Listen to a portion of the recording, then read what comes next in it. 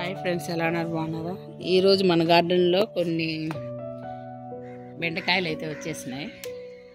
ఇవి చిగుర్లు అయితే వస్తున్నాయి. ఇవన్నీ తీసేసి కొత్త మొక్కలు పెడదాం అనుకుంటే చిగుర్లు వచ్చి మన కాయలు వస్తున్నాయి.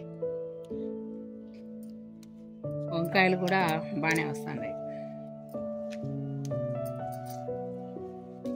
ఇవైతే వచ్చాయి. రోజు మార్చి రోజు ఇట్లా వస్తూ ఉంటాయి. వంకాయలు కూడా ఉన్నాయి, చూపిస్తాను.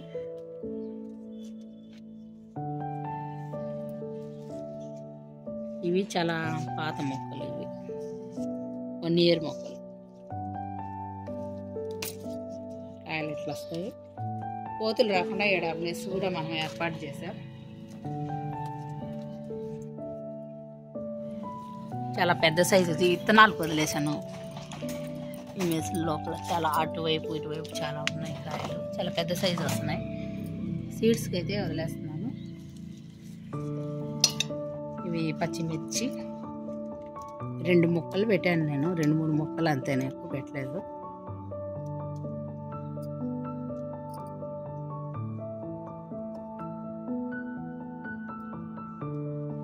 వీటికి ఆకు ముడత తెగులు వస్తూ ఉంటుంది.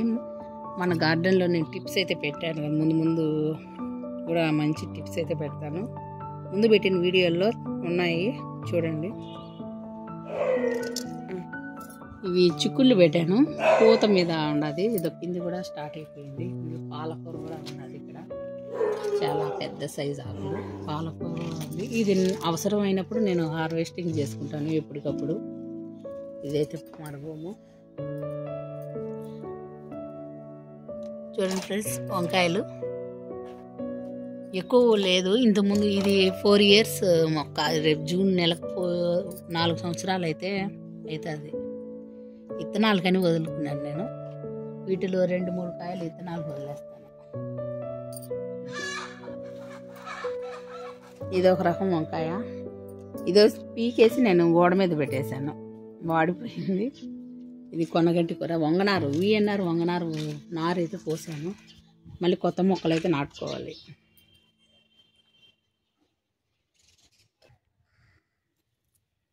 ఈ కూలర్ టబ్లో వంగ మొక్కలు, నేతి బీర నాటాను. ఇవి వచ్చేసి పాలకూర. ఇందులో 2 కాయలు అయితే వచ్చాయి. లేతది, ఇవి కొంచెం లేతగా ఉన్నాయి. ఇందులో కిచెన్ కంపోస్ట్ కూడా పైనే వేసేసాను. మొత్తం బలం అంతా మొక్కలకి వెళ్ళిపోతుంది. ఇవైతే చిక్కుడు తొట్లల్లో పెట్టాను ఫ్రెండ్స్. ఈ తప్ప ఎప్పుడు నేల మీద పెట్టేదాన్ని, తూరి తొట్ల మీద పెట్టాను. సరే, గొంగలి పురుగు కూడా ఉంది. మనం ఎప్పుడెప్పుడు చూసుకొని తీసేసేయాలి ఇవి. ఇదైతే అలవేరా ఫ్రెండ్స్. ఎంత బాగా వచ్చిందో. అంత గడ్డి కూడా ఉంది. ఇవి తీసుకోవాలా, అప్పుడప్పుడు తీసుకొని గడ్డి అంతా మళ్ళా బాగా చేసుకుంటే సరిపోతుంది. ఇవి గుమ్మానికి, హెయిర్కి, ముఖానికి కూడా నేను వాడుతూ ఉంటాను. దిష్టి తగలకుండా గుమ్మానికి వేలాడదీస్తాను అనమాట. హెయిర్కి కూడా పెట్టుకుంటాను. అప్పుడప్పుడు ముఖానికి కూడా పూసుకుంటాను అల్వేరా.